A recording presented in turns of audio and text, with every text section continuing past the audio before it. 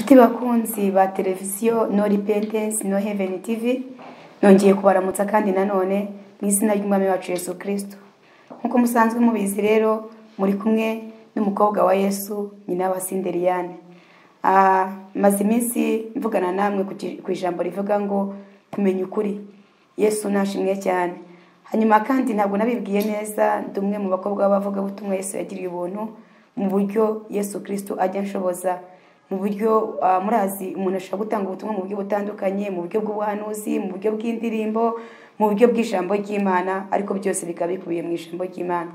Hama rero ndimo n'umuhanzi, kubanzi ndi umunyarwandakazi mu gihugu cy'u Rwanda, nzwi ku ndirimbo yitwa Amapagano mu rusengero. Rero nk'umuhanzi mfite akaririmbo kajya kamfasha cyane nagatangirizaho ko kwivuga no kubibwira. Biravuga ngo ndi umukobwa Yesu yankuye mu byanjye, kundo yankunze rwankuye mu byanjye, nahise ngenda nshakisha Yesu, byarinda mu yanjye nabigize mu igihombo, shaka gutunga uwo mwami Yesu. Ndakunda kwivuga mu iyo ndirimbo, bivuga ngo ndi umukobwa Yesu yakuye mu byanjye. Hari ibyanjye Yesu yankuyemo bitari bimfitiye umumaro, cyangwa se urabona iyo tugenze twiyoboye twebwe ubwacu muri ubu buzima, ni ukuri nta hantu biba bitwerekeza nka nabe bidukura. Niyo mpamvu nkunda kubwira abantu ngo Yesu nanjye yankuye mu buzima niyoboraga, cyangwa se ntari mfite umuyobozi ngenda uko nshatse nyine. Nari yabwiye ushize ngo kukijyana ivuga ngo ubuzima bufite intego. Iyo uri mu gendo udafite Kristo umeze nk'umuntu udafite intego. Kabone nubwo waba ugaragara mu buryo bugaragarira amaso y'abantu, mu buryo bwo bufatika tujye twizeramo nk'amaso y'abantu, ariko udafite Kristo nta ntego bufite. Hanyuma rero uyu munsi nifuje ko twongera tukaganira ku ijambo ku mutwe uvuga n'ubundi tubandanye dushaka kumenya ukuri. Nkuko mubizi njyewe nkunda kubwira abantu ngo tumenye ukuri, kandi nanone ni gute nukuye kuri twahishwe, kuko ijambo ry'Imana bivuga ngo abantu banjye barapfuye bazize kutamenya. Cyangwa nkavuga ngo ninde wamenye ukuri ninde utaramenya ukuri. Hari ukuri umaze kumenya, hari n'ukundi ukeneye kumenya. Hari nanjye uko maze kumenya, hari n'ukundi ntaramenya. Munyemerere rero uyu munsi dusome mu ijambo ry'Imana riri muri Zaburi 107, turahera ku bice 4, hanyuma twumve ko ijambo ry'Imana ribivugaho. Dusome, haravuga ngo bazerereye mu butayu mu nzira itagira abantu, ntibabona umudugudu wo kubamo, bicwa n'inzara n'inyota, imitima yabo igwa isari, maze batakira Uwiteka, bari mu byago abakiza imibabaro yabo. Imana yacu ishimwe cyane. Iri jambo riratubwira ngo abantu bazerereye mu butayu, abantu bataramenya ukuri bajya bazerera mu butayu, bajya bazerera mu isi, bajya bazerera mu bintu bitagira icyerekezo, bidafite aho bibakura naho bibajyana. Bene data, ibintu byose byo muri iyi si bitangira biryoye, bitangiye bisosa, ariko icyiza cy'ikintu, agaciro k'ikintu ni iherezo ry'ikintu. Ese ibintu urimo uzi iherezo ryabyo? Ubuzima ufite uzi iherezo ryabyo? Ibiri kukunezeza muri iyi minsi urazi iherezo ryabyo? Imana itugirire neza. Icyakoze nimba uzi iherezo ryabyo, Imana ihabwa icyubahiro, kuko ni byiza ko tutangira ibintu ari byiza, ariko tukamenya iherezo ryabyo. Imana itugirire neza. Ushobora kuba warakoze ikintu ugatangira ikintu runaka, ukabona kirasosa, ukabona kiraryoshye, ni byiza koko, ariko jya ureba kugira ngo umenye agaciro k'ikintu cyangwa ubwiza bw'ikintu, ni ukumenya iherezo ryabyo. Imana itugire neza.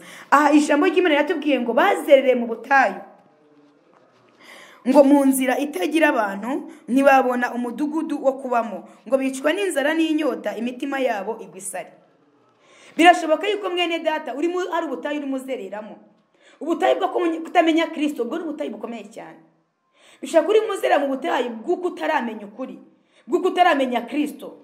Ukizerera hirya hino, urizungurukaho, urimo uragenda ntuziyumva, ntuziyujya, urimo uracyazira mu butayu. Imana yacu ihabwa icyubahiro. Ariko ndagiye nkubwire ngo uyu munsi wa none mfite ijambo rivuga ngo abantu bazereye mu butayu, Imana ibafitiye ibanga muri aka kanya. Birasinzi uwo turi kuvugana, sinzi ubutayu maze iminsi uzereramo, sinzi ubutayu wa mukobwa maze iminsi uzereramo, cyangwa se wa musore we cyangwa wa mubyeyi we. Ariko uyu munsi Uwiteka kuzana ijambo rivuga ngo abantu bazereye mu butayu, ngo umenye ukuri. Imana itugirire neza. Hama hasi haravuga ngo maze batakira Uwiteka, bari mu byago abakiza imibabaro yabo. Imana itugiriye neza. Ubutayu urimo kuzereramo, ndumva umwuka w'Imana arimo kumbwira ngo ninkubwire ngo ubwo butayu urimo uzereramo takira Uwiteka, nta wundi muntu wabugukuramo, imiryango ntizabugukuramo, abavandimwe, ababyeyi n'abandi, ahubwo takira Uwiteka. Aba bantu bari abantu bamenye ubwenge, bahishuriwe, babanje kuzira mu butayu bataramenya ukuri, babanje kuzira mu butayu bakigenda batazi iyo bava n'iyo bajya, ariko aba bantu bagiriwe umugisha, bamaze kugirirwa umugisha bamenya ukuri, bamaze kumenya ukuri batakira Uwiteka.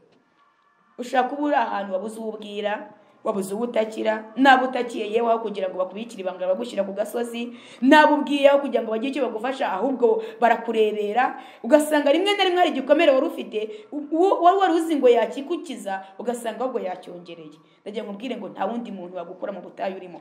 Rakashaboza kata, nta wundi muntu wagukura muri ubwo butayu urimo, nta wundi muntu wagukura mu butayu urimo, kabone nubwo waba waramenye Kristo, ongera utakira Uwiteka. Birashoboka yuko uri mu butayu wari waramenye Kristo, ariko ongera utakira Uwiteka.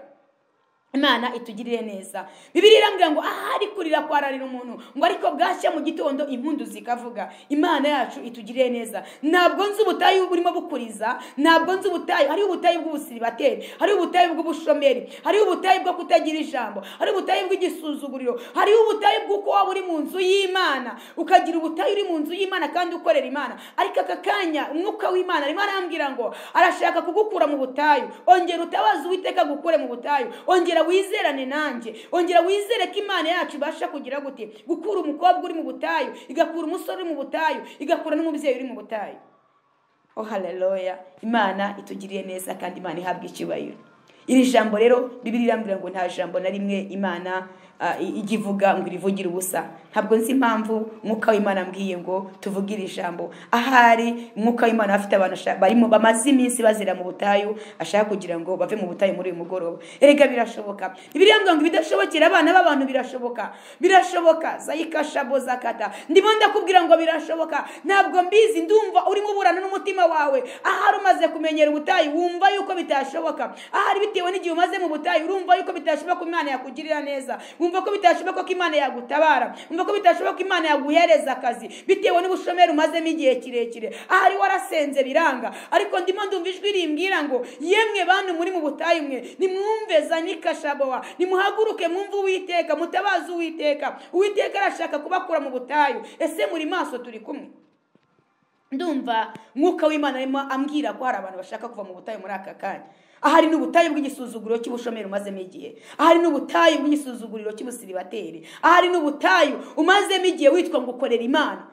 Urakorera Imana ariko uri mu butayu, uri mu nzu y'Imana ariko uri mu butayu. Ndagira ngo uzamurane ukwizera nanjye, Uwiteka Imana kugirire neza muri uyu mugoroba. Uwiteka Imana gukure muri ubwo butayu, ubutayu bwo kutamenya, ubutayu bwo kuba mu rungabangabo, bwo kutagira ijambo. Ariko nta wundi muntu waguha ijambo, nta wundi muntu wakugirira neza usibye gutabaza Uwiteka. Ongera utabaza Uwiteka.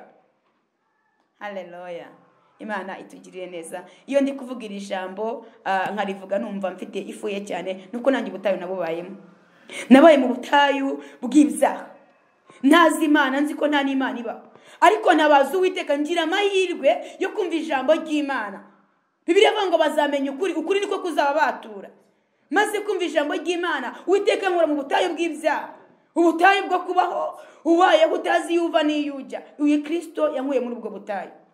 Nabaye mu butayu nsenga Imana, ariko igihe cy'Imana kigeze, igihe kigeze Uwiteka amereza amahirwe yo kumutabaza, ndamutabaza, arangije nkura mu butayu. Ubiha isaha ndimo ndavugana namwe aha hantu, hari ahantu Imana imaze kunkura, hari ahantu Imana imaze kungeza, kandi hari n'ahandi irimo injyana. Imana itugirire neza. Reka mbasabe nimbe mwizeranye nanjye kubwira ijambo, tusenga Imana, tubwira Imana isohoze ijambo ryayo, ntabwo riziye ubusa, isohoze ibyo yagambiriye ku buzima bwawe. Wa mukobwa ugira ibyo isohoza, wa musore uri mu nyumva cyangwa wa mubyeyi we, Imana isohoze ubugombe bwayo kuri wowe. Imana yacu itugirire neza. Ese uri muranyumva? Ese urumva uryohewe? Ese urumva ari wowe message irimo ibwira? Ahari umaze igihe ureba hirya no hino ushakisha, ariko mbibutse yuko inzira z'Imana zirenze igihumbi. Rimwe na rimwe hari igihe twizera hafi yacu, ariko Imana igatanga igisubizo cya kure. Imana itugirire neza. Igisubizo cyawe kikaba cyaturuka kure, ahari wari wizereye hafi yawe, ariko igisubizo cyawe gishaka guturuka hano hantu ahangaha turi muri iyi studio. Imana itugirire neza. Ngaho bamaso, nyemerera utegure umutima wawe, dusengere ijambo risohoze icyo ryagambiriye gusohoza. Imana itugirire neza. Uwiteka Imana Nyiringabo, Imana Data, Mwana, Mwuka Wera, Imana yo kwizerwa no kwiringirwa, se w'umwami wacu Yesu Kristo, tugushimiye kubw'ijambo ryawe. Ijambo ryawe rirasenya, ijambo ryawe rirubaka, ijambo ryawe ni ukuri, ijambo ryawe ni inkota ikubita igahinguranya. Reka iri jambo ryawe Papa, Bibiliya irambwira ngo uri inyuma y'ijambo ryawe kugira ngo risohore. Binyuma y'iri jambo kuri uyu mukobwa uri mu ntega amatwi, binyuma y'iri jambo kuri uyu musore, kuri uyu mubyeyi, maze Mwami Imana usohoze icyo uvuganye n'uyu papa, usohoze icyo uvuganye n'uyu mama, usohoze icyo uvuganye n'uyu mukobwa n'uyu musore, maze iri jambo Mwami Imana isohoze ubugombe bwaryo. Urakoze nyakubahwa Imana, urakoze kuri Imana itugiriye neza. Nyemerera Papa, buri muntu wese urimo anyumva yakire ubuhamya bushyashya, yakire indirimbo nshyashya, yakire guseka nubwo amaze igihe arira, yakire kuva mu butayu nubwo arabumazemo igihe, ubutayu bw'inzara, ubutayu bw'igisuzuguriro, ubutayu bw'ubukene, ubutayu bw'ubushomeri, ubutayu ubwo ngubwo nyine. Reka mu izina rya Yesu Kristo ijambo ryawe risohoze Mwami Imana icyo ryagambiriye ku muntu wese turi kumwe. Urakoze kubyumvishije, urakoze kutugiriye neza, urakoze ko Mwami Imana uremye ubuhamya hagati muri twebwe, abantu bakajya bavuga ngo twabonye Imana mu nzira zayo nk'uko zirenze igihumbi. Izina ryawe nirihabwe icyubahiro. Ndabakunda, ndabanezererewe, ni kuri ndabakunda, kandi umwanzi wacu n'umwe. Imana ibaho umugisha, ibagirire neza. Bari kumwe na Eliane nk'uko bisanzwe. Murakoze, bye bye.